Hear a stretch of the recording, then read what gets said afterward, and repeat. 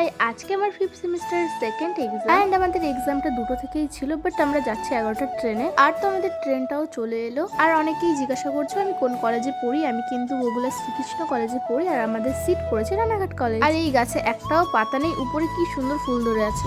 রোজকারের মতন আমাদের বসার জায়গায় যে ওই দেখো ওই যে ব্যাগ রয়েছে, এই রুমটায় আমি বসছি। আজকে আমরা টিফিন নিয়ে এসেছি, আমি আলুর পরোটা সস আর এই যে এনেছে ডিম। তার জন্য আমরা, আর এই দুটোরও আনার কথা ছিল কিন্তু এরা আনেনি টিফিন।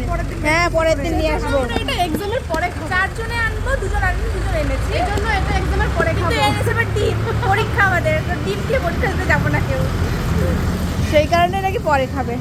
তো আমাদের মতন কারা আছো যে ডিম খেয়ে এক্সাম দিতে যাও না, অবশ্যই কমেন্টে জানিও। আর এই যে আমরা গেটের কাছে চলে এসেছি, যেহেতু একটু পরেই গেটটা খুলবে।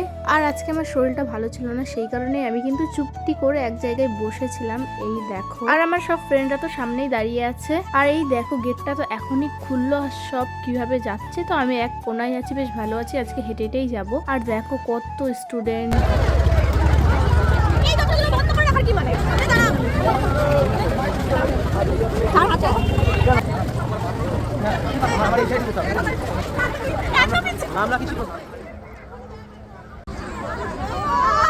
আর আজকেও সেম রুমেই পড়েছে, তো যাচ্ছি আমার রুমে। দেখো একদম কর্নারে। আর আজকেও তো হিস্ট্রি এক্সামই ছিল।